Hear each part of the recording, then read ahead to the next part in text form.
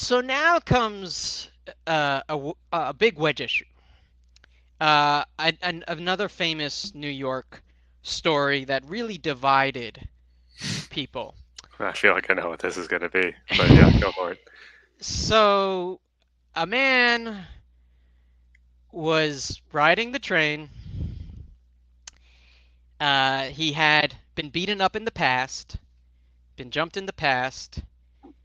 Skinny, not imposing man decided to go up to New Hampshire and get himself a gun and carry that gun with him all the time, which was illegal. And then one day he was surrounded by a group of young men who were teasing him, and the story is never uh, completely clear if there was physical contact, This is not the direction I thought this was going to go in. Okay. but they are intimidating him to the point where it looks like he's going to get jumped, and then he shoots them all and puts them in critical condition. Um, that man is Bernard Gates, Mm. and this story divides the city because a on its face it's a white man shooting four young black men. Two, why does he have a firearm? Three, is this the type of vigilantism that the guardian angels support? Now, Curtis Sliwa, this is where I, to an extent, disagree with the guardian angels, but I also kind of understand their point of view, even if I disagree with the ultimate where they fell here. Because I think Bernard Gates wanted to shoot somebody. I think he had the gun and he was waiting for the opportunity, and I think they were probably jostling him on the subway, and that does happen. And I don't think, and this is where we do need. This is why the guardian angels exist, so that nobody gets shot, and Right. that this issue doesn't happen. He had a gun in his bag, and was very ready to use it. And when you hear his interviews after, he said, "My regret was not shooting them more." He want like you get a view into his mentality, which is that this was more than just about self-defense. This was about annihilation. This was about a guy This who is this felt is Reddit comments personified. right. And this isn't to say he didn't have a right to feel in danger, but I think the issue is that they met someone who is a ticking bomb, and the second they posed any kind of threat, that bomb went off. Yeah. Now, the issue is that it's immediately considered to people defending themselves on the subway, which is what how the Guardian Angels got started. So the Guardian Angels, for the most part, supported Bernard Getz, even though I don't think he's someone really worthy of support. I think there was another level here to it, which is I don't want this I don't want the idea of someone defending themselves on the train to now become an issue. I don't want that notion to become, a problem. But I think to me it's like he's not what you want to be. And He's even the act of if you feel like you have to defend yourself and you have to shoot, I'm gonna say two people. Okay, I don't know, but I'm guessing you can knock out two people reasonably quickly, and then that's over, right? Four people is, I believe, by definition, a mass shooting, and so I feel like yeah. unless you have either an ample amount of time, or I'm looking at the page now, you either have an ample amount of time, or you've just decided to continue a rampage, right? Right. Cuz someone was Like actually like trying to get away and he was right? still Okay, shot. thank you. I had a feeling. So this is what I mean, that it's like there is a I understand that in the moment this is a lot to ask of someone, but there is a line between self defense and, you know what, fuck, I'm just going to shoot everybody who was bothering me, right, today, regardless of Yeah, whether right. this is like the reason why private citizens are not in charge of crime and punishment. Because Right. what this guy thinks is a proportionate response is way out of fucking control, right? Well, If you want to shoot the person who's threatening you, all right, I guess there may or may not be a case to be made there. But by the time you get to like the fourth person who's definitely opting the fuck out of getting shot, right. right? Like this guy's like, hey, whoa, okay, we bit off more than we could chew. Also, We're I we're know good. You did it, right? I I know it I know theoretically it sounds like it kind of sucks, but you can't shoot people because you think they're going to rob you. It doesn't work like Right, that. right, If they're in the process of physically harm, because by his own admission, that's what happened. I I don't even think he was jumped in the past, to be clear, and he was harmed in the past, and he should not have been. But in this case, my understanding, even by his own words, is that he felt he was about to get robbed. So he they surrounded him, they were jostling him, and he thought he was going to get robbed. He got scared and he shot everybody, which is why, like you say, you shouldn't have a gun. I mean, the terrible killing that we just recently saw with Jordan Neely, he wasn't even doing this much, and that guy right. choked him and killed him. He was yelling at people. He was having a psychotic a break, a mental health episode. He wasn't punching people. He wasn't kicking people. He was, I guess, throwing food around or throwing papers around. But yes, it's unpleasant, but that's not the threshold for life to now dissipate. For you now to be judge, jury, and executioner, that's ridiculous. So that same mentality was with Bernard Gates. I think the Guardian There's a Angels good miscalculated this one. Yeah. yeah. I know. I think I agree with you there. Um, there's a good there if you're ever interested. Just figure out put it out there in case the 1.5 people listening to us give a shit. But Hmm. there's another podcast I really really like. It's I seriously listen to like 3 podcasts. It's not like I have an extensive fucking library. Hmm. And every now and again I tune into Real Ones with John Bernthal, and Oh, John Bernthal. he yeah, and he does very good interviews.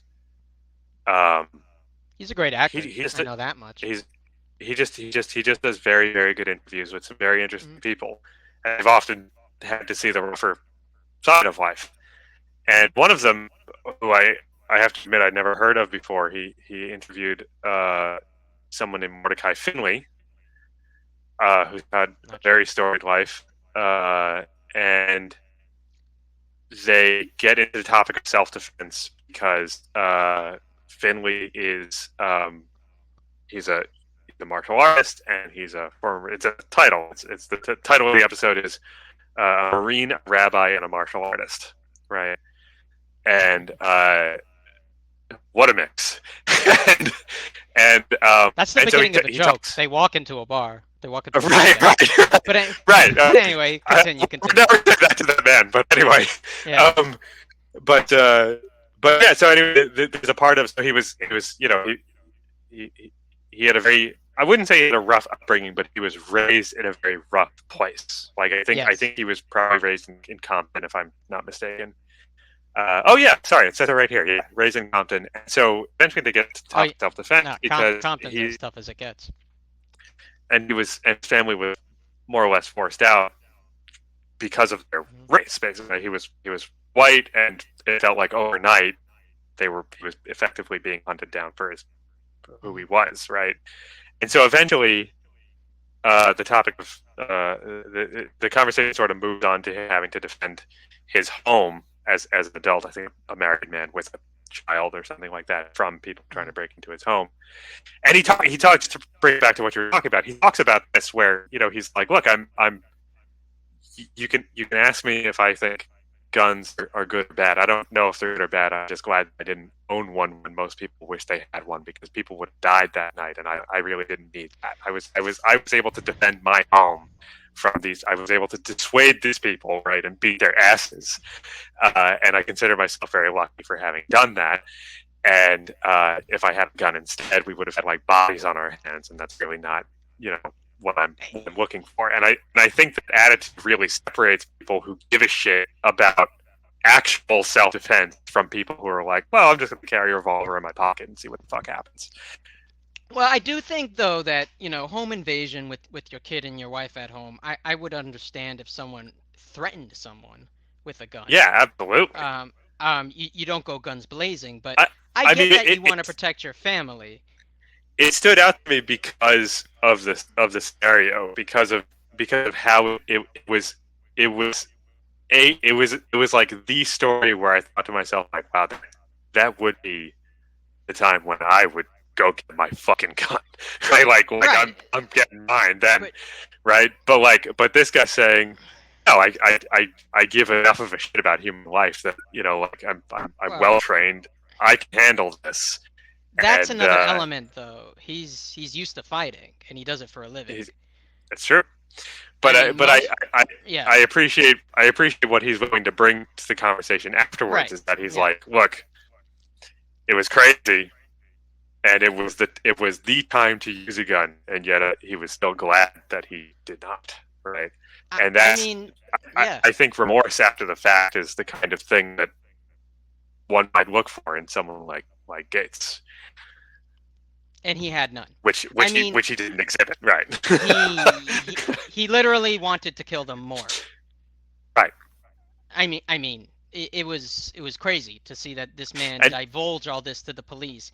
He was found not guilty, by the way, only for the unlicensed firearm, which I'm glad he was, by the way, because if he didn't have that firearm, this wouldn't have happened. Although the sentence was not proportional, he got like 8 months. I think he should have certainly gone more than that for having a gun that he should not have, because that stemmed all of this. and Everything he else and he came from only this. and he only spent. Oh, that's right. Yeah, the sentence was 1 year in jail, and he was released early after 8.5 months. Yeah, Yeah. yeah, So crazy. so Sorry. Anyway, it's a yeah. big sidetrack, No, but but go but check it out but it's ones. an important yeah, it's an important mindset. And to be clear, the guardian angels, I don't think were happy that these people had passed. I think that they were afraid that any sort of vigilantism that now there was enough of a movement that the tide would turn against any sort of civilian quote unquote vigilantism. But I would have taken it as the opportunity to actually say that's not what we do. But they chose a different path. Anyway, And it did I mean, not. Yeah, it's surprising because they notably don't carry weapons, right? exactly. That's I what mean that confused me. that's that's especially weird. So, a little more on Curtis's family. I actually wanted to include this earlier, but Curtis does come from a very, for their time, open-minded parents. His parents were Democrats. Not that Democrats are always extremely open-minded, but they were. He said, no one in my family liked Bush, no one in my family liked Giuliani. So, at least to an extent, he grew up with much more progressive ideas for an old Polish guy and an old Italian woman. That's pretty fucking progressive for like the early 50s to grow up hearing more accepting views and Oh for their yeah, time at least. oh yeah, So obviously, I'm not not a perfect leftist clearly, but he grew up with a much broader sense of a much broader compass of um, depth in people, not seeing things as black and white either literally or figuratively. And I think seeing more commonality between people, especially people that grew up working class and didn't come from much, he saw that. Yeah, I get why someone might turn to that. Yeah, I get he gave a shit about the causes, which is something a lot of Republicans don't do. That's like it's all about how can I give you the clickbait of what happened and the tip of the iceberg and fuck right, the causes. Like he right. he cares about the causes. He came from a place, from a home that did. So, um, fast forward now to the 80s. I think we're in the mid to late 80s. Um, and this is a very terrible. difficult decision that he has to make, and it shows again one of the this guy's a tough guy, and he's had a lot of adversity in his life. He essentially his father is so ill and is on his bed, and he's not he's essentially in a vegetative state, Mm. and nobody wants to do anything about it. So he says he knows what he has to do. He says his father's in pain. He's barely coherent. He's barely lucid. He's not comfortable. He knows that he doesn't have much time left, but he wants the time he has to be comfortable, and he's not. So Curtis says, "I know what I have to do." He went up to his father and he whispered in his ear while holding his hand. He said, "It's okay. You can go now. It's okay. I will take care of the family. I'll take care of his wife, his Curtis's sisters, his daughters. I believe by now Curtis has does he? No, I don't think he has a son yet. No, no, his son's quite young, so no, he doesn't have a son yet. I don't believe. But he's saying, I'll take care of the family. I'll take care of all the affairs. You don't have to worry about it. You can rest." And then he felt his father let go, and he said it. It's not a secret that he carefully moved a magnet over his pacemaker, Mm. and that sent him off. That's some heavy shit. Yeah, I got no comedy for for that part. for your own father, and this is a guy that's already been in countless fights that got half the city against him. He really takes his blows, and it's not even the half of it yet. So for this to also be a part of his personal life, while he's going through all this with all the powers that be, um, and threats on his life just based on what he's doing, he really shows a lot of strength. So now, where are we here, Mr. Otter? Let's see. Uh, all right, so this part we'll edit out while I try to figure out what the hell's going on here. Uh, The total shift there. right. So now it's the 80s. So the 80s is AIDS, and it's also what else is it? If you remember, I mean, so many things. Where do I start? it's the drug of all drugs. Oh, up there, Oh, it crack, had to be. Yeah, crack epidemic. had to be. So Curtis is saying that now once crack gets introduced, now crime spikes again because it's such a. He said before, even when people had heroin, he's so funny. He's like, before people, they'd have heroin, they'd mix it with a little bit of oxy, maybe they'd do this and do that. They have their fun, they knock the fuck out. It's like then they're no harm to anybody. They're taking a nap, they're done. Crack is Yeah, different. yeah. Crack was like he said it's like 24/7 they are viable to do something to get their fix.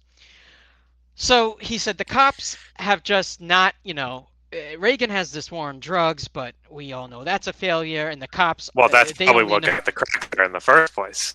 probably what got it here in the first place, and we all know the DEA has funnels with South America and Mexico that have allowed it into our country and have had all these deals under the table. So, the police only know two modes: absolutely fucking nothing and death.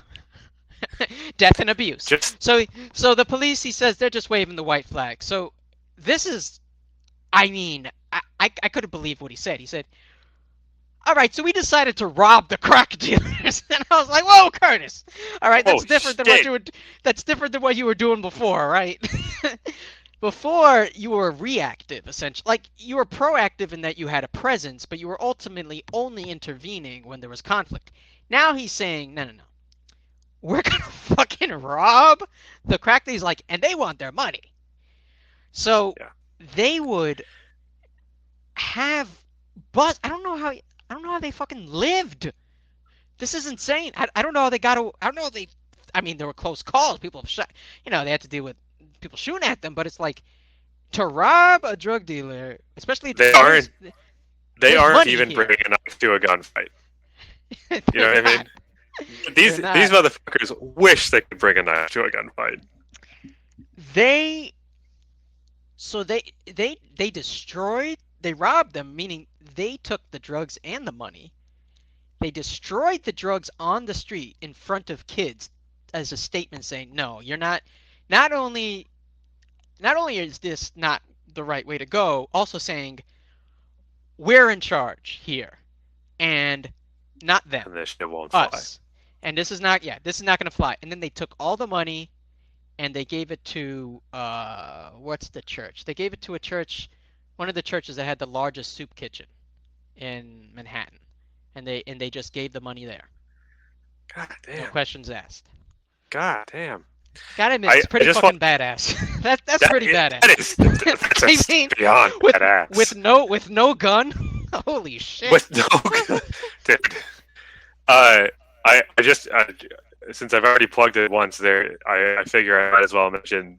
There's another very good episode, I think, of Real Ones where Rental's talking to Richard Cabral, and there's a That's an is it actor. direct an actor and director Yes, I know him. or producer rather, Yeah. um, and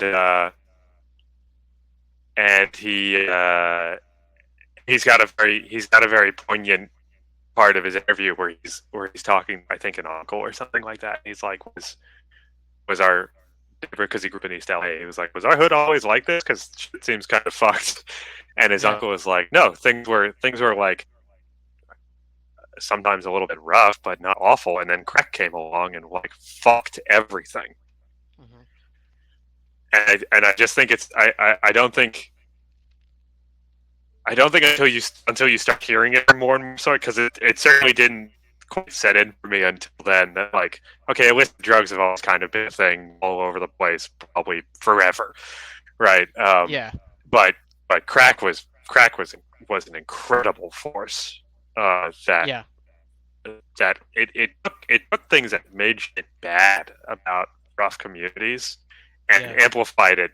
I mean, it's Yeah. like you said, it's like your quote from Sliwa, right? It's like a person high on heroin isn't doing anything to anybody. They're a zombie, basically. And I mean, as someone who lived in the Bay Area, I can tell you, it kind Hmm. of sucks dick to see it really often, Yeah. right? Yeah. Yeah. But I would much rather Right. walk past someone who's knocked out because of heroin than someone who's amped up on crack or meth. Right. Right? Like, Yeah, no. like No. it's just Those are. not. That's not a day I want to have, right? Um, Yeah. And and then it's completely prolific. It's awful. and we know that the disparities in how it was prosecuted, of course, because lower income communities got their hands on crack and cocaine was more expensive and more white people got cocaine and more white people didn't do as much time. And there was And just and disparate there and, was crazy and we've disparate also sentencing. found out of in just recent years from Reagan's own administration that it was often planted or not planted, sorry, but dispersed by the government specifically. It was put It's fucking crazy. it's insane. They literally set out to destroy these communities, and the effects have lasted for nearly a half century at this point. So you know, Oh it's man. just insane, Yeah, it's it's and it's it's not a insane. conspiracy theory anymore. No, and this is what we mean by systemic. This is systemic. This isn't this there is no bad apples here. This is a tree, this is a fucking forest. This is Okay? this is this is the president. This is the president telling everybody who works for him that he doesn't like you because of how you were born, Yes. And he doesn't like your family and he and wants to and then destroy doing any something chance you about it. have. Right, It's and doing insane. something about it. And you already society because of our past racism and discretions and you name it has already put this group behind economically, socially, and now this is saying, "Oh, you were trying to move forward." Okay. Now we're going to put this here. We're going to put this obstacle here for black and brown communities. Yeah. It's fucking crazy. Yeah. So they're destroying this. They're taking all this money. Um so now Curtis so they're still the Guardian in 92 the Guardian Angels are still operating. Curtis is getting a little older. He also now has a morning radio show. He is, a very strong voice in New York. Uh and he he now has to deal in the 90s with the Gambino crime family and John Gotti. Now, John Gotti, I believe, is just like taking turns in and out of prison at this point in the early 90s. I think he gets convicted in 94 and really gets away.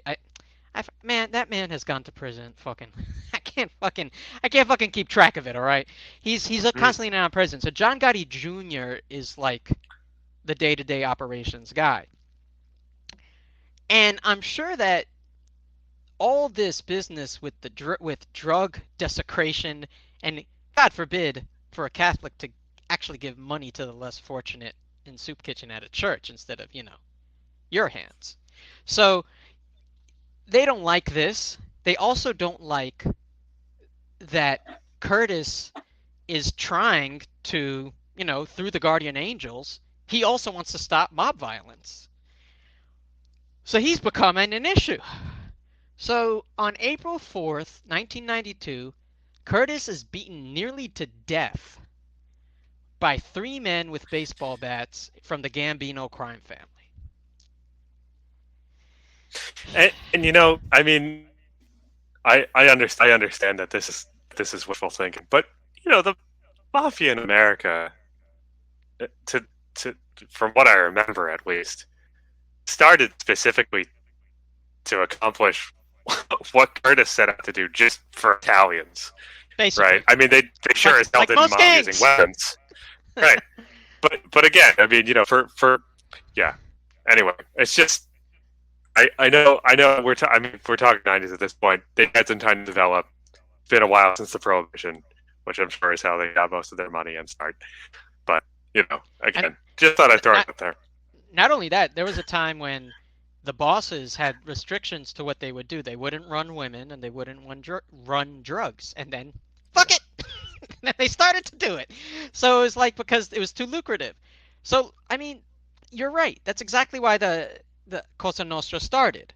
It it's literally called This Thing of Ours. It's supposed to be a protective system for the Italian immigrants, but then what happened was they started preying on their own community, and the community would have to pay them for protection. And once they Mm-hmm. realized they could get away with that, then it just took off. Because Yeah. now people get used to you providing a service, and if you don't pay us, we're going to ruin your business. You're going to go out of, you're going to go broke. So ever since then, ever since they started literally preying on the community that they were trying to protect, their own community, it has become now what some gangs are. It's no longer really about protecting those around you in a sense of purpose. Although I'm sure some of them feel like they have a fucking sense of purpose after they take Omerta. Um, but it's just not for the same reasons. It's more for a personal reason. It's more for monetary gain. It's more for clout. So Mm-hmm. Curtis gets beaten nearly to death. He goes to Bellevue Hospital. He's, you Don't let know, his wife find out about this. now I gotta say, Curtis has already done some badass shit, but when Curtis survives, and what do you Oh, there's no way think? they expected this guy. There's no way they expected this guy to live. What? Well, they said it was technically a warning, but it was like a warning that you could die, you could not. If you live, it's a warning. If you're dead, it's the ultimate warning. I mean, If you're dead, it's you're like, dead. Yeah. yeah, yeah. So, what do you think he does after getting released? First of all, he gets I'm he gets out of there like in a few days. It's like this that, motherfucker. yeah. count on me being in a coma. I'm assuming he throttles the first Italian he finds. No, no, Cur- no, no. Curtis I'm sure he finds whoever did it. Curtis doesn't even do that. This is what Curtis does. this is I think this is the most bad. They're all badass things. Well, there's an ultimate badass thing, but this is second. If you thought the robbing the drug dealers thing and helping the community was that's third. All right, here's Yeah, second. that was The, number one. the Okay, this is crazy. second he gets out of Bellevue, that I believe that fucking day he does his radio show and says, "You may have. I'm gonna tell you a murder that you didn't know Gotti did." On fucking live air right after he gets out of the hospital. He's saying, "Oh no, no, no, no. You thought you were gonna silence me? You You, motivated th- me." you think you could issue a warrant to me? I am the warning. All right, so he apparently now he says This man is a living exclamation point. yes he is. That's his perfect way to put it. So he gets sources. Now, he wasn't there, but he knows enough people who are apparently at a club where John Gotti Jr. killed someone in front of mad fucking people, like just in the middle of the club because he felt he's untouchable.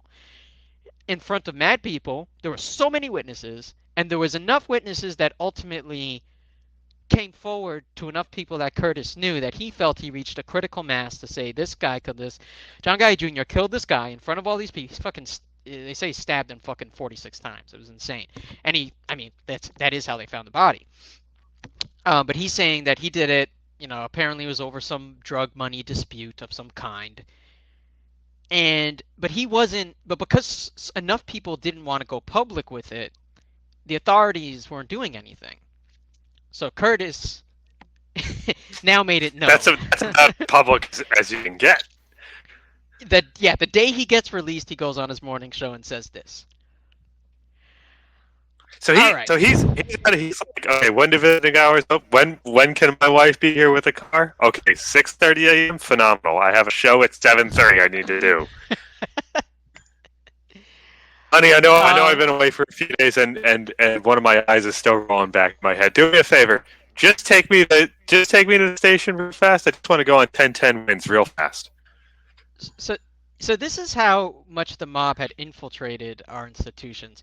Apparently, so this is like some social club that the Gottis ran, where this happened, and apparently, once the Queen, what? Oh no, I think it was, but I think it was after Curtis's broadcast that the Queen's District Attorney calls.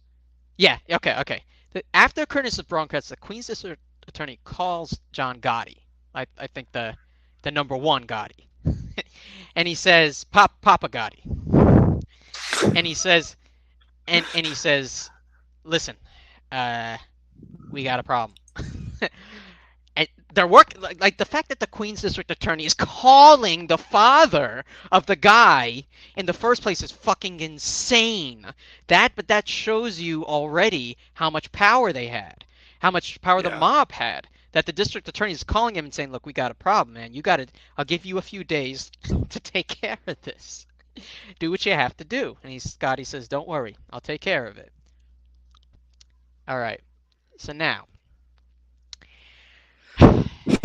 This is so This man's Wikipedia okay. sounds stressful to read. So now the guy that Curtis got the initial information from, that like tipped him enough to say, okay, I've heard enough now that I believe I could say this. After the district attorney, because that guy was going to testify, because that guy was a witness and he was so a that friend. guy 100% ends dead. Yes. Yeah. They killed him within days of that call. This is how blatant and how much like confidence the mob had. You can't touch me. They killed him then hung him. But the way he was hung, it was very obvious. Like the rope was loose, his feet are on the ground, basically to say, you can tell he didn't die this way. We just Yeah. wanted to present him this way to you. Yeah. That's how fucking. That's how the mob was under the Gambinos in the early 90s. So they left that in South Ozone Park, which is close to Howard Beach, and as we know, which was the Gambino Gotti stronghold. All right, but now the Gottis know they have another problem. The person who got this whole tide going in the first place, and who clearly is not scared of them, and that's our main man, Curtis. So one day, Curtis feels like he wakes up late for his radio show. He's getting ready. He runs out, thinks he's going to be late. He immediately sees a cab roll up. The second he was going to think of hailing it, it immediately rolls up. He gets in, and he even knows the cab driver. Because back then, there were enough cab drivers that, and the way this worked, like you ended up knowing each other after a certain point. Yeah. Yeah. Yeah. So, Yeah. so he knew the guy, they're talking, and he tells him, all right, take me here. But the cab driver, right when he's about to make a certain turn, takes the wrong turn. Mm-hmm. And he says, hey, you took the wrong turn. But he keeps driving, and he's driving fast in the wrong direction. And soon after that, a man comes from under the passenger seat. So a man was hiding under the passenger glove box and the bottom of the seat. He was hiding there, comes up, and shoots Curtis. He said the first shot he didn't even feel. Then he tries to get out, but I this part I don't exactly get. I think that they did something with the handle, or they took the handle out, and he didn't notice that the inner handle was out. So he said they basically wanted me to be in a fucking rolling coffin. They wanted it to be so I couldn't get out of the car. Yeah. So he gets shot. Uh, I think he first gets shot in like the shoulder, then he gets shot in the stomach. When he realizes he can't get out, he's shot in the abdomen, and then he I don't exactly know how he pulled this off, but as the guy's gonna shoot him again, so he's already got two bullets in him now. He goes to the window, and in succession, he gets shot in the back, and he breaks through the window, and he's on the street. And then the mob thinks that's enough. He's dead, and they drive off. You think Raw, Curtis is dead? raw, raw Polish adrenaline. No, definitely not. No, are you kidding He me? is. It's He breakfast. No, he said, I was laid out on the asphalt of Avenue B and 6th Street after being shot multiple times at that cab, and the plan was to let him. This was the plan, apparently. They were going to let him. So someone was going to pick him up from that area. They were going to let him bleed out and then chemically incinerate him so there would be no evidence left. The I mean, mob. that's that's a lot of work. That has a Did lot of they work. did they think no one's gonna go get him? So people I are just gonna pass a bleeding body on the street and not, I don't know, do something about it? I don't know. That part of the plan didn't work out. All right, No. because Curtis was shipped to Bellevue, What's and I don't understand. The mom's putting together these fucking like Goldberg machines of assassinating this guy. Like, okay, he's gonna wake up late one day. On that day, we need to have a cab nearby. The cab has to have a guy in the front seat. He's got to that be he stuff for knows. some fucking reason. That he knows. We gotta know the cab guy.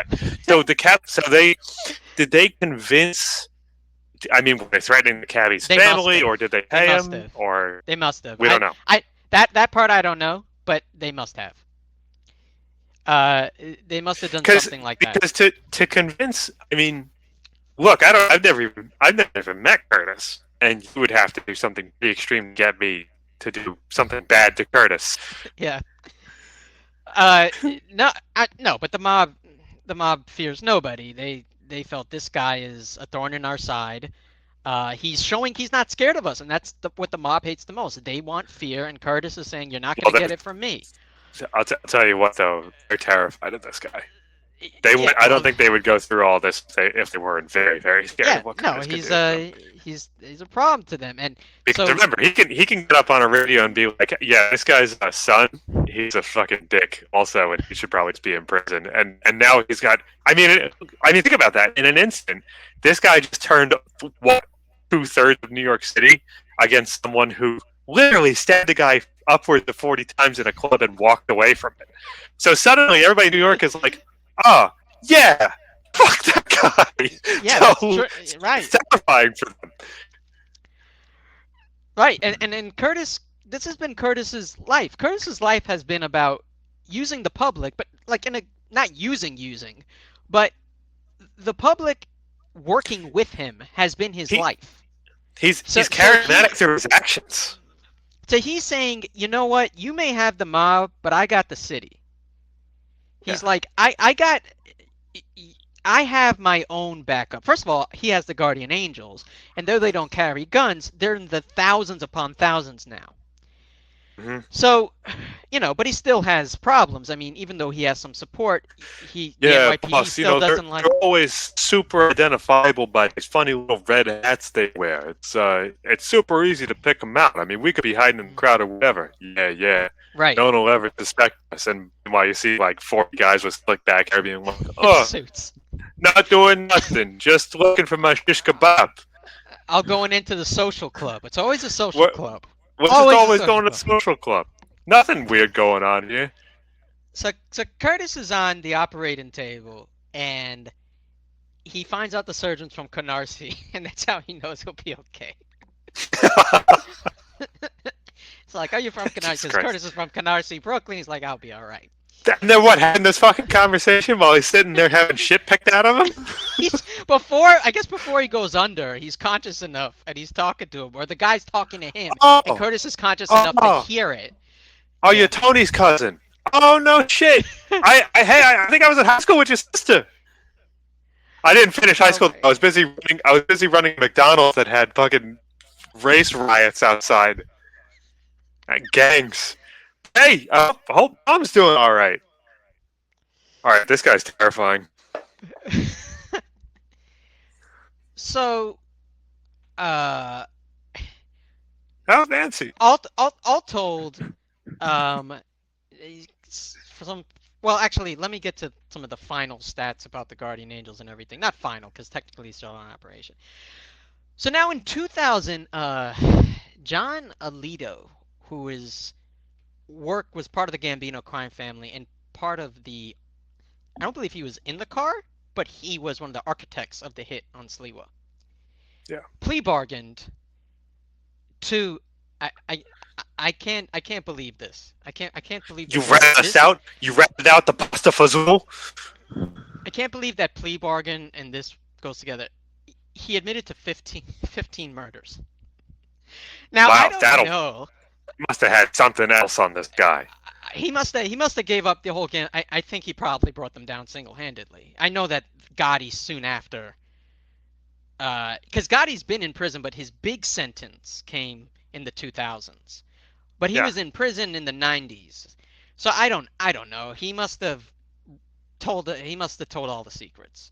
Or it was that you still are charged for this, and you should be. He was the architect of 15 murders, and he didn't actually carry them out. If he's high up enough in the mob, that is common. That you're not actually the one who carries them out, but you are the one who orders the hit. So he either carried out some of these or ordered the hit. Either way, 15 times he was involved. That's a fucking lot. And injuring and trained 37. Oh, okay, so then he trained 37 people to, I guess, do the hits. This is fucking insane. Yeah, so what you're gonna do is you're gonna curl up in a real tight ball, see? And then when you got that, now next what you need is a cab driver. And then also a car.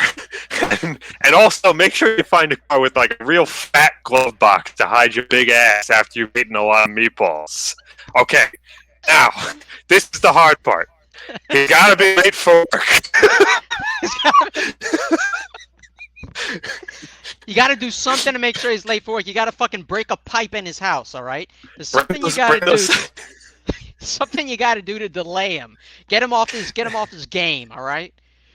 Castellini, bring those knees closer to your chin. You're really not in a tight enough. Like, I need you to think passenger seat footwell right now. All right, it's not always going to be fucking Cadillac. We have Hondas here.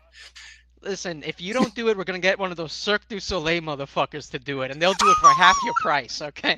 Don't make me go get a French guy, please. This is embarrassing enough as it is. Don't make me fucking outsource from Italians, all right? So now, all right. So that was the ultimate badass thing, all right? He survived another hit. That I do. He survived the ultimate hit. He got out of a car by sheer force. You can break a window, but to break a window while you're being fired at, not have a tool, and just the way he described it actually makes sense that his momentum plus the momentum of the fucking gun and bullet compelled him through the window. Anyway. So, but this is still crazy what happened. This guy flips, right? This guy what? This guy flips, right? He's the 15 murders guy. Okay, so him. John Alito. All right, so enter Geraldo Rivera again. John Alito, he's Italian? That's crazy. Yeah. So he is... Geraldo Rivera has a show, and I believe Alito has a book, of course. They always have a fucking book. Because once that levee breaks, fuck it. At that point, I'm telling all. I'm making all the money I can. Done.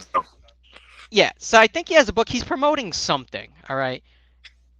And you can guess what's going to happen next. So remember, Alito's the guy who orchestrated. He wasn't in the car, but he did orchestrate it. Geraldo knows Curtis. He's been on his show before. While in the middle of the show, Curtis walks in and sits next to John. And John tries to keep it together. And Geraldo's like, so. Hey, do I get a chapter? Fellas. What do you think? How do you think that Curtis is feeling right now, sitting next to the man who he really says this, sitting next to the man who planned his hit, and he's like, well, I would feel bad too if it was me. I understand being in his shoes, that you wouldn't really feel too good about it. It's like some run around, and then later Curtis he's had the like, gun for the first time. for the first time. And then later, what does he say? He's like, well, that's behind me now. Now I'm with good people like you and Curtis. And I think that's what flipped Curtis. Because I think Curtis at first was just going to try to keep it calm. But he's like, oh, you're trying to be my friend now.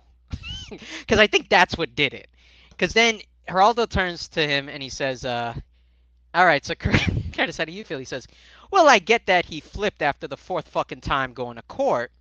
So that was the first opening.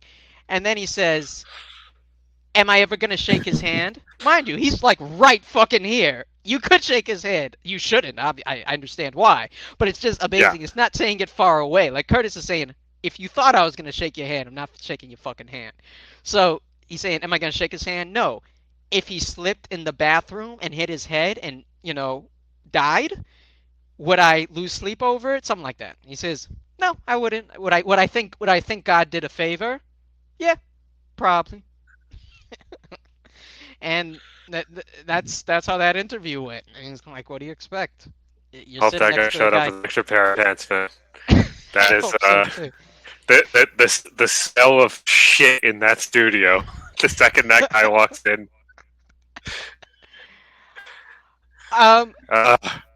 So all told, there honestly, were... I'm sorry. I just want to roll it back a little bit. Yeah. I think that might be the most badass thing. I know, kid. Yeah, he got shot and lived. Yeah.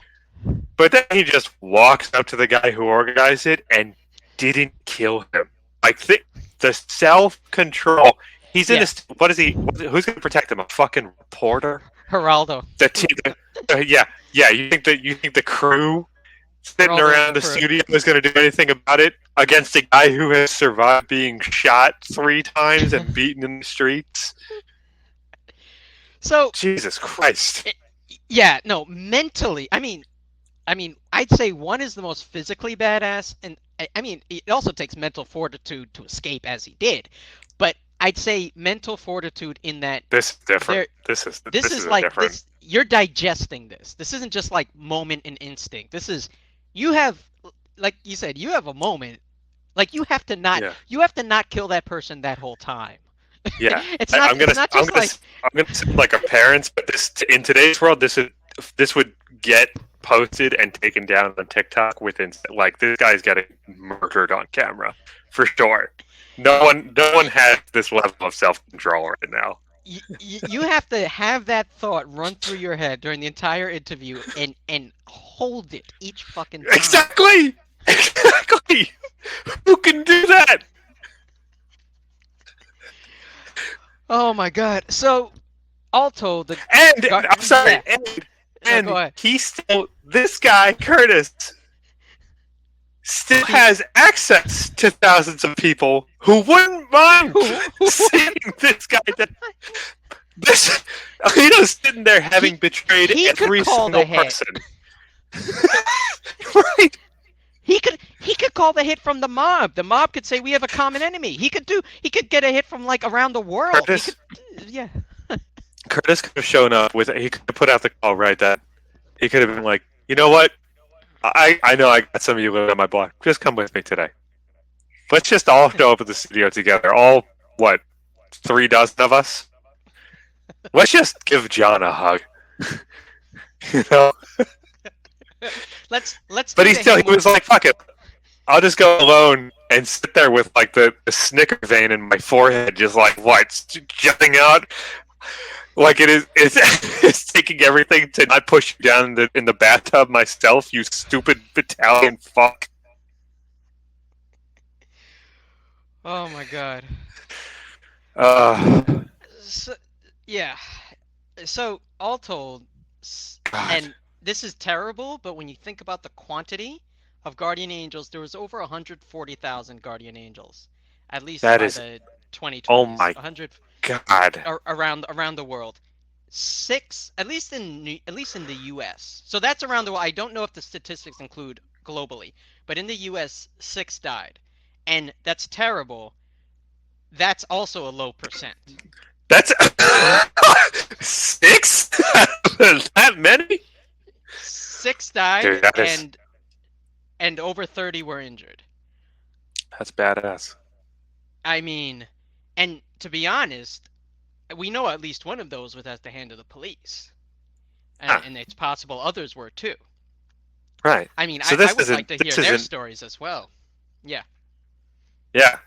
No, sorry. It's just the fact that isn't 100% at the hands of people doing shady shit that they were trying to prevent is insane, right? The fact that that even one of them was just like gunned down by police instead. I mean, and that there's only 6. Wow, dude, that is nuts. Um, Curtis ultimately, he continued his radio show. He continued on New York One. Uh, he ultimately did make a run for mayor. He knew he couldn't get the Democrat nominee, so he did run as a Republican. Why? Now, I wanna hear a good reason why he couldn't get anyone's nomination, given everything that we just heard. he, this is the thing that is confusing about Curtis at this time of his life, and I mean like the past few years. He seems to suddenly side with the police, and I don't understand it. The police has been the thorn in his side most of his life, the thorn in the side of those who wanted to join the Guardian Angels. Like, if the police had their way, he probably wouldn't have half the Guardian Angels because they would have been locked up for some bullshit, or they would have been on the street because they had no alternative. So, Sure. I don't. I don't understand. Now, I do understand when he ended up running against Adams, because this is the thing. He knew he couldn't win the Democrat primary, it was too crowded. This is my political thoughts. He knew he Okay. couldn't win the Democrat primary because it was too crowded. He knew that Adams was most likely to win after Stringer went down. So he said, okay, it's going to be one guy with police background versus me. If I was him, I would have said, I am the community policing person. I am the alternative to police Yeah. person. I know exactly what the police should be doing. What so many people in that have been part of the Black Lives Matter movement, when they're saying defund the police, they actually mean to have, it's not about no public safety. That's the misnomer. It's reallocate resources, yes to education, yes to housing, but also to have a community safety that is independent of the police, that doesn't involve the police, much like the first real one New York ever had, called the Guardian Angels. If Right. I was Curtis Sliwa, I would have ran with that and ran against Adams with that and said, no, we've done it your way too long. We need us to be the front line. We did it before. We had crime down. I was the architect of it, and I will. And if I could do it then with without mayoral powers, imagine what I could do in that office. And I would and have hit again it to like that. reiterate, only 6 of them died. When was the last time only six NYPD officers died in a year? Jesus Christ. I mean, I Ah. so I don't get it. I also let's be honest. Older Italian and older Polish men also get older and crankier, and this also is the way that many of them go. Yeah, I have a But few thoughts. I mean, the first but thing I'm that springs still, to it's mind still kind is of confusing to me. the first thing that springs to mind there for me is just that maybe as he gets older and he has more of an opportunity to reflect on what he was doing and how fucking crazy it was that he got away with so much, including being shot by the mob. That maybe he's begun to feel like that's actually kind of nuts for like a 16-year-old to embark on. I really just want the police to do their fucking job so that doesn't happen. And I think that can come out as support for the police, right? Because they are the authority that ought to be handling it. Yeah, but he didn't talk about the police being better. He basically said, he played off the defund, said no refund. We got to give them more money, and he wanted to be Oh, more he got involved with the BLM movement in this capacity. I mean, not involved with it, but fighting well, against it. it was specifically about defund the police.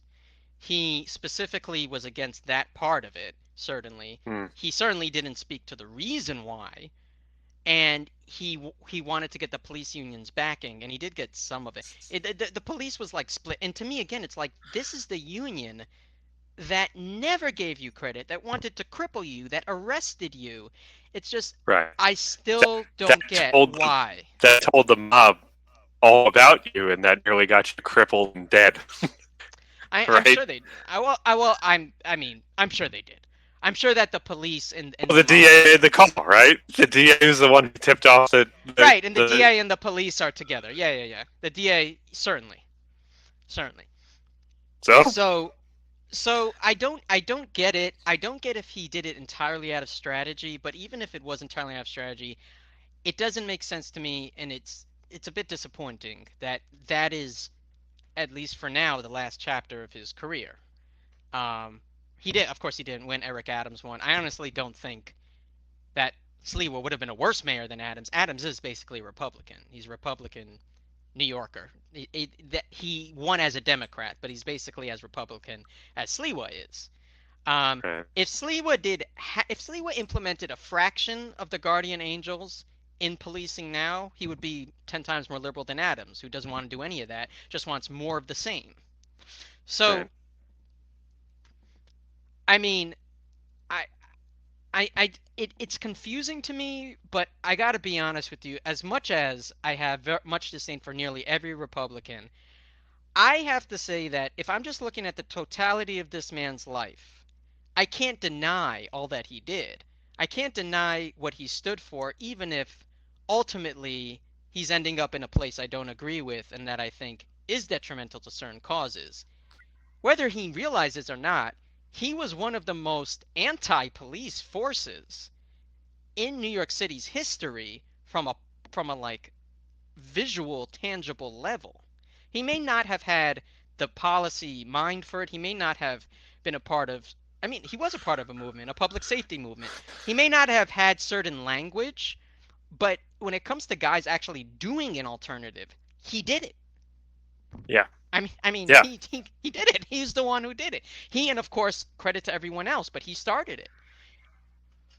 And at least at the time, he understood a lot of the reasons why the police weren't effective. I don't know what happened when he ran for mayor, but while he was most active in Guardian Angels, he did understand that they were harassing people who shouldn't be harassed. He did understand that they were stereotyping blacks and Latinos and acting on those stereotypes. He said it. He said it even now. He says that. So it's a weird dichotomy. But I'm just gonna I'm gonna hold both. I'm not gonna give him a pass because I think it disappoints me and I disagree with what he's stands for now. But I'm also not gonna negate the real work he did that is a part of us liberating from the police. That work still matters. Yeah. And he's a tough son of a bitch. I mean, you can't you. I don't care what. Listen, you cannot deny this man is like any political party. Okay, that's a tough motherfucker to get through all he went through, and like you said, to never he never shot anybody. I don't even know if he Right. picked up a gun in his life. Right. I'm very very surprised that no story. Not as a question of his character, but it's just he had ample reason to walk around, armed to the fucking teeth. This guy, especially Yeah, by the time. We don't have to get into the mob part, but yeah, sure, definitely by then, right? I mean, it's almost a little bit. Frankly, it's almost a little bit crazy that he wasn't, walking around armed by the time he was beaten up by the mob. You know what I mean? And yeah, I mean, it's incredible that he never backed down from his position on that. I mean, like you said, he may not. He incorporated a lot of liberal principles. He may not use those terms, but he fought for gay people when no one else did. Literally fought for them. He incorporated people who had records and gave them another chance. He took people off the street and believed in them and believed that they could protect their own communities. He believed that there was alternatives to police. He believed in non-lethal conflict resolution. He incorporated women in this role and said, just do the same. If you could do the same thing the men do, you're as good as anybody. He even had a Yeah, woman co-lead it with him, his own partner. I mean, he he what he got done. Because when you think about it, the run for mayor, he is still a figurehead. In the past few years, yes, I don't believe he's used his platform in ways that I agree with. But if you're looking for his real impact, the real impact, I believe, was on the right side of history. yeah. So I'm curious. We're at the end now. Can I ask questions? Yeah, go ahead. This is the saga. The saga has The saga concluded to my. concludes. Well, Otter has concluded my saga. So I'm curious because we're talking about more than 100,000 members, right? Right, For him globally. for him to be globally, but for him to be a figurehead of all those people, you you would think that I'm I'd be surprised if the culture of the Guardian Angels was one that held fast perfectly for all the time that they operated. I mean, I assume they're still out there a little bit, but it sounds like their prime time has died It's down a little bit, right? Yeah, it's after the 90s it sort of deteriorated. I think the So do mob we? was the last kind of stand. I'm not saying that he got tired of it. I mean, if anyone has a right Yeah, to yeah, be tired, it's yeah. him. But I'm saying like I don't know all the reasons, but look, It's after just yeah, it's just interesting to me that especially in light of that, right, where like his direct involvement with it seems to drive it. It almost seems like his presence is what keeps everybody on the straight and narrow with the Guardian Angel guidelines a little bit here, right? So like I'm looking at the Wikipedia page for controversies, and there's not a lot going on in here, and I think that I'm a little surprised by that because for a gang that if we could call it for all right, maybe not a gang, but a public safety movement Public safety group, that prides itself on being able to take a couple hits and then ditch them out way harder, and also like I don't know, infiltrate a fucking drug ring operation and get away with no one dying, right? Let me For, stop you. for all Infiltrate's a of, big I'm word. just, They fucking robbed. they just fucking robbed. They were like, we're not doing psyops. We're not doing any of this Larry Ray shit.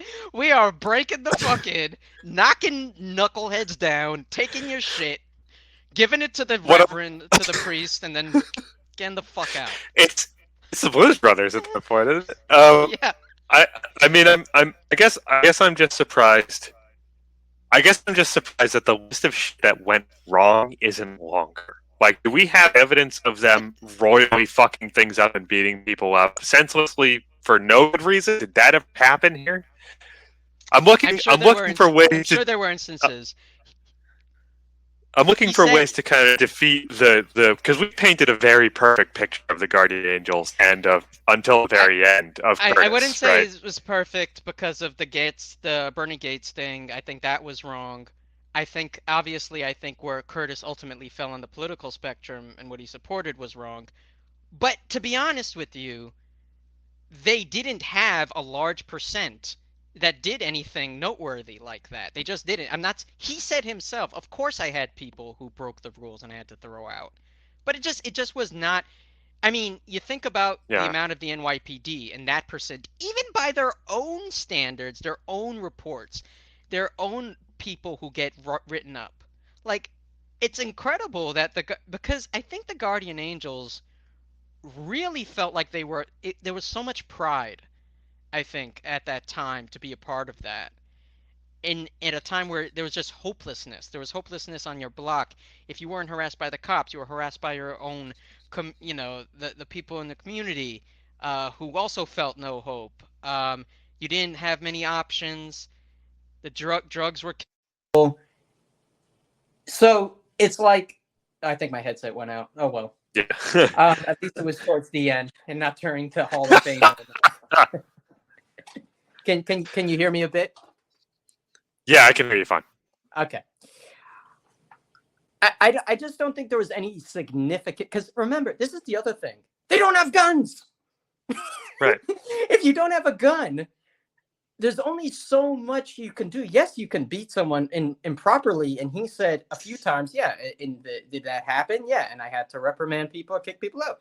But this is the thing about every fucking cop having a gun. This CUNY public safety officers having a gun.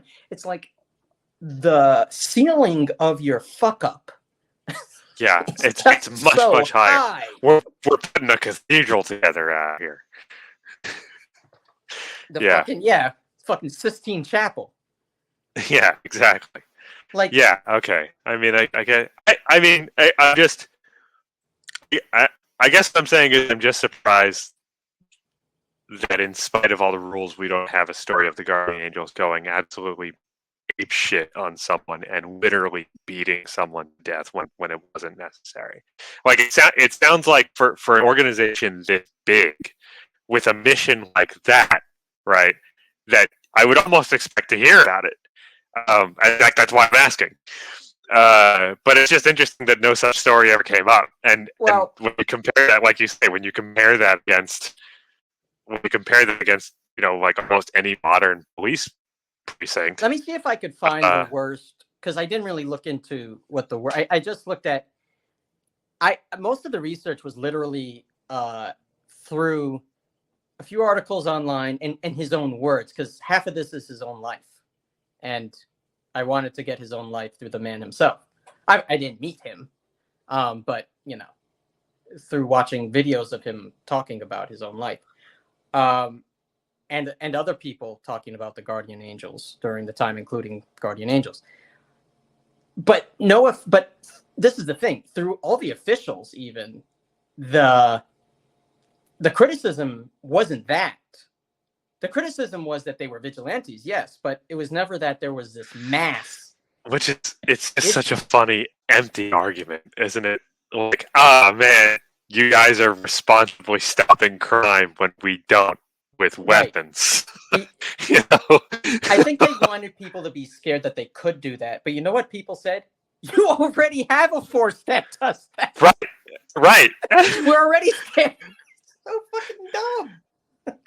You already have a force that's either ineffective or violent towards us or corrupt all of them. It's like, so why would we? I mean, some of the public didn't like them. Some of the public liked their law and order, wearing blue.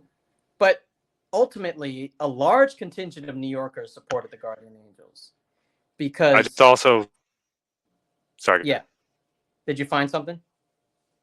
I just also wanted to throw out that I also quickly looked up the page of the Black Spades, who kind of really set this all in motion, if you think about it, because the Black Spades were the one who bum rushed Curtis during his shift, right, at the McDonald's. Wait, you found the person who did it? No, I went to the Wikipedia page for the Black Spades. Oh, I didn't realize it was the Black Spades that did it. I thought it was just the customer that he's dealt with before that has had this little scam about the 7/8 of the Big Mac. No. The Nomads. No, they were the Nomads. The Nomads were the one who did it. They're Okay. the ones with the chairs. That Okay. was the Nomads. The fight with the Nomads was what got him to realize he should start the Angels. Okay. Because that was when, remember, after a bit of debate, they decided to back him up. And use the artillery. So that was the fight that did it. I just wanted to say I misunderstood, but I looked at the Black Spades and they have also turned from violent, I'm guessing violent gang, into a non-violent poverty assistance organization, and just look for ways of feeding the homeless. There you go. Funding kitchens. But that's how a lot of these things start, and hopefully they're going back to their roots. Most gangs, I mean, yes, violence can happen. Yes, actors can be driven to violence, want violence, but almost all gangs start, what we call gangs, start the same way. It's to protect each other, to protect your community, to protect if you're an immigrant community that is oppressed, they all start for the purpose of brotherhood and community protection, and then something happens. And thankfully, the Guardian Angels, their purpose never changed. Their presence decreased, and I think some of them now have, like I said, I think some of them now have this weird dichotomy with not seeing their place in the police alternatives. Not realize, like, I don't think that they realize how much their movement could be aligned with a lot of the current rhetoric because they're an older generation. It's kind of like they're saying, we don't want it to go back, crime to go back that way. It's like a lot of the older people are like doing what older people do, worrying about crime going back to when in my day. But then the whole point is that you were able to make a difference during your generation with that crime through non-lethal means. So if you don't want it to go back to that, that was a good strategy. It's not like... So, I mean, we need people who can bring these thoughts together, who can say, you know what, Curtis Sliwa may not have all the rhetoric to be a leftist, but the man got, you know what, he put in some hours. Even if he doesn't have the words. Understatement of the fucking year. he put in some work, and I think we need to remind him, and maybe also kind of open a seat for him to say, there's a place for you in the future of policing, and you may not like the word defund, but what you did actually did defund the police because they were less effective and people didn't need to give him as much money. That's the funny part of all this. He was the original defunder.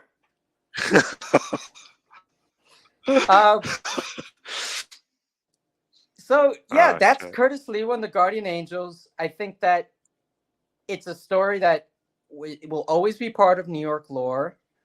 They made a difference. They made a movement, and that movement is still valuable today.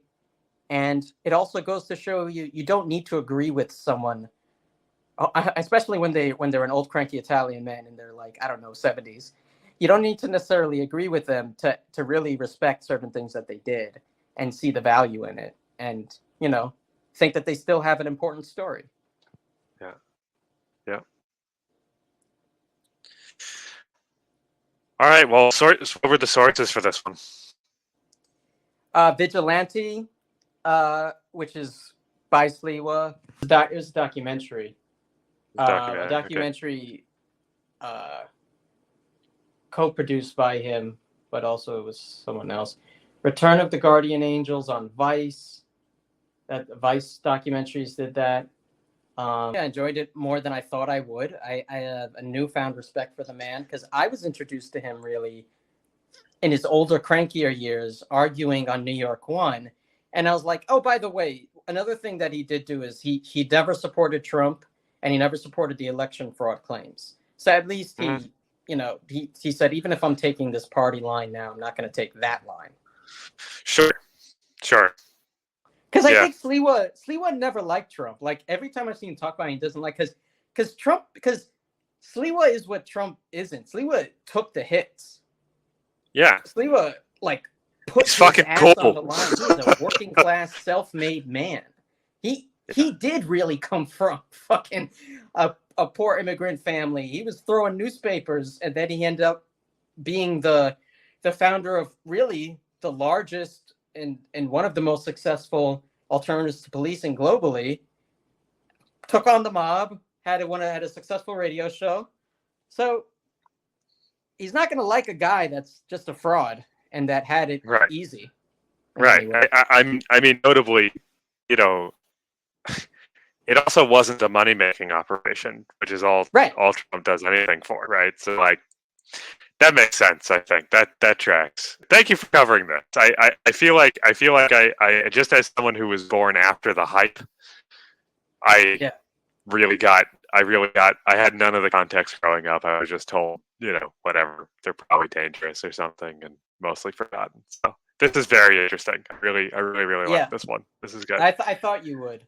That's why I did a second one, because I'm going to save the first one for another day, but I want to do this one following Larry Ray because it was different, and it ultimately had a more redeeming central figure. Yeah, absolutely. This is good. Good one. Yeah, Larry wishes he could do half the shit Curtis does, because Curtis is the opposite of a LARP, and Larry, there isn't enough Adderall in the world for Larry to dream of doing these things. All right, well, thank you for listening to the Brolic, and we'll see you next time. Yep. See you all next time. Thanks for listening.